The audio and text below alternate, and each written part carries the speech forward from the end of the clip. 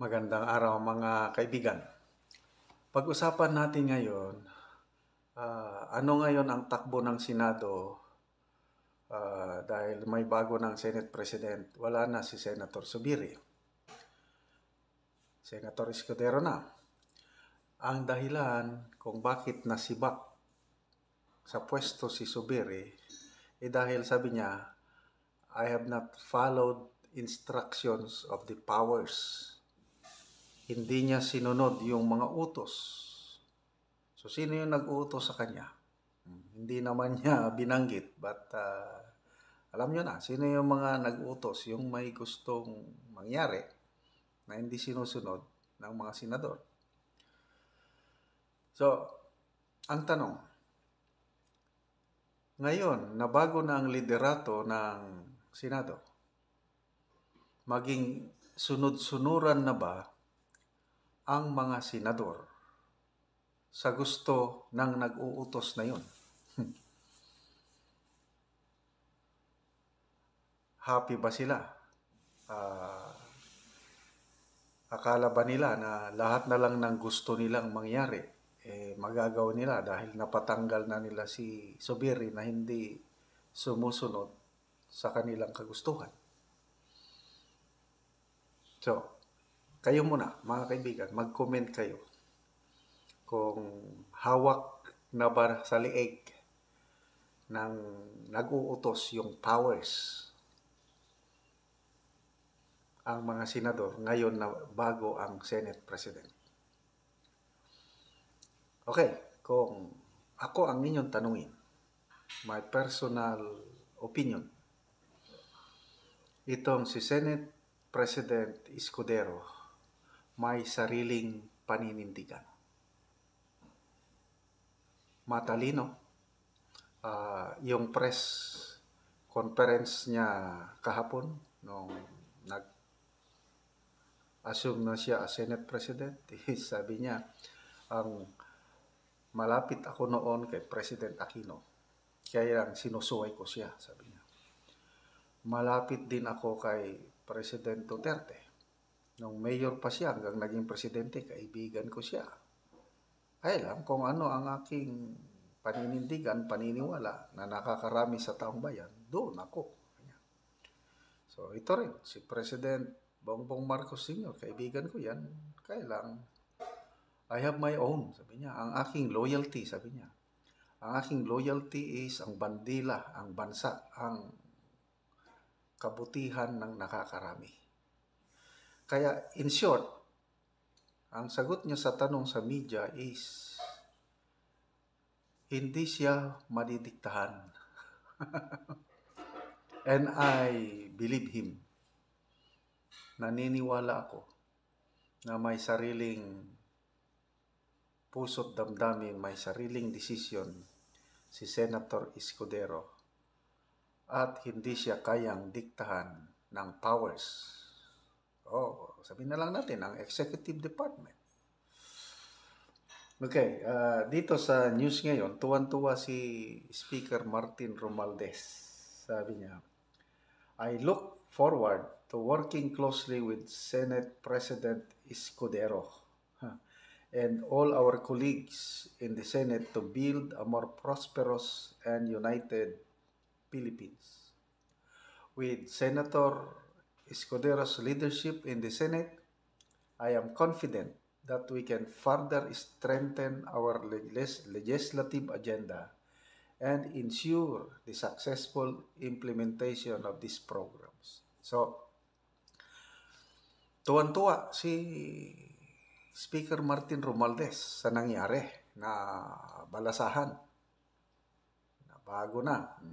Hindi lang po Senate President ang nabago. Sa yung Senate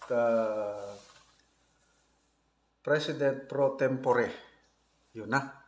Si Senator Jinggoy Estrada na. So, na-promote na siya. Tapos, ang bagong majority leader na ngayon sa Senado is si Senator Tolentino. Yung dating Senate President pro tempore, si Senator Ligarda, natanggal. So, si Joel Villanueva as majority floor leader natanggal. So, tatlong leaders sa Senado bago. President Escudero, uh, pro tempore si Jinggoy, at ang majority leader Tolentino. Ang importante yung majority floor leader kasi yan po ang mag-schedule ng mga yung priority bills o ano. Importante yung majority floor leader. Kaya, I don't know kung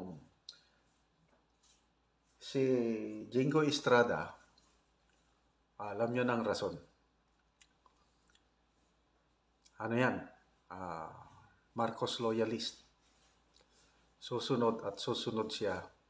Sa tingin ko lang personal opinion ko lang ito is kung ano ang kagustuhan ng palasyo. Susunod at susunod si Jingo Estrada. Kaya lang, pro tempore lang siya. Ang importante is Senate President at ang majority floor leader. So, si Senator Tolentino, ano ito? Member ito ng PDP Laban under kay PRRD. So, tingin ko hindi nila ito kayang hawakan ng liig din kasi abogado ito at matalino. So, mahirapan sila kay Senator Tolentino, kay Senator Escudero. Okay. Sino-sino yung 14 senators na gustong magpatalsik kay Senator Zubiri? Ito yung parang sumuporta sa kudita na kung hindi nag-resign si Senate President Zubiri, ito yung boboto na sibakin nila si Senate President Zubiri. So ito, Jinggoy, Tolentino, Pia Cayetano, Alan Peter Cayetano, Bongo, 5 na yan, pang-6, Lito Lapid, pang-7, Amy Marcos, 8, si Robin Hood Padilla, pang-9, Grace Po, Ramon Revilla, pang-10, Rafi Tulfo, pang-11, 12, Cynthia Villar, 13, Mark Villar, ika-14 si Senator Escudero. Kaya simple majority sila, talagang matatanggal si Senate President Zubiri.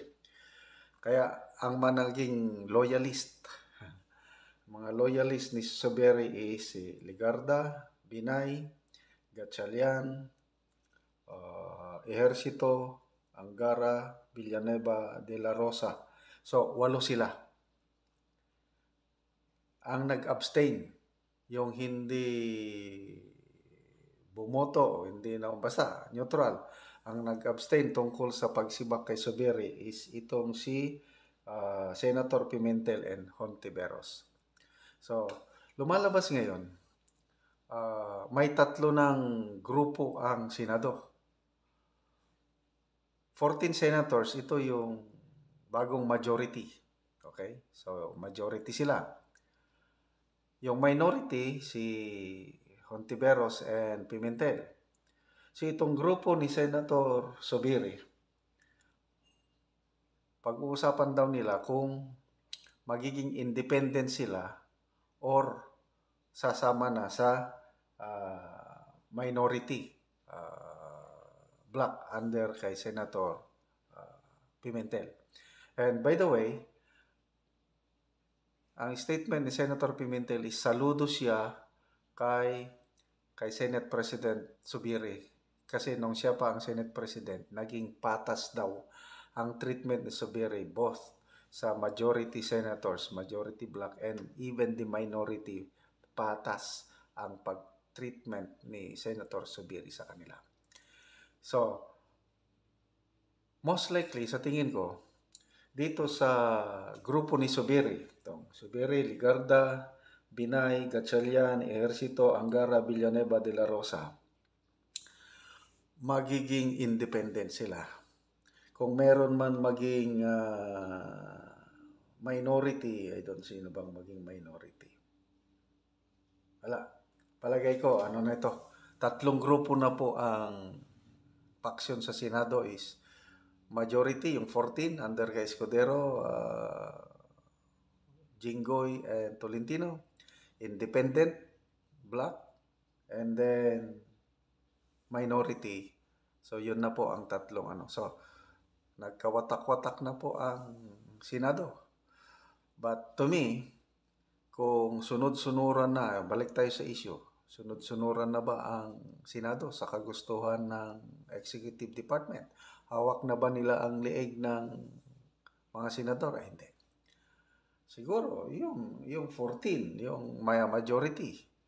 Kailang itong grupo ni Sobere, lalo na napatalsik sila, at itong grupo ni Pimentel, hindi nila kayang hawakan yan. So, ilan yan? 10. Para ang isang bill pumasa, kailangan ng, ilan ba yun? 18 votes, 3/4. 10 na itong posibleng kukontra. Kaya, palagay ko mahirapan pa rin. Hindi nila basta mahawakan ang liig nitong. So, nandyan pa rin ang demokrasya. Hindi pa sila dapat matuwa kasi, ulitin ko, si Senator Escudero is may sariling paninindigan. Hindi nila kayang hawakan sa liig.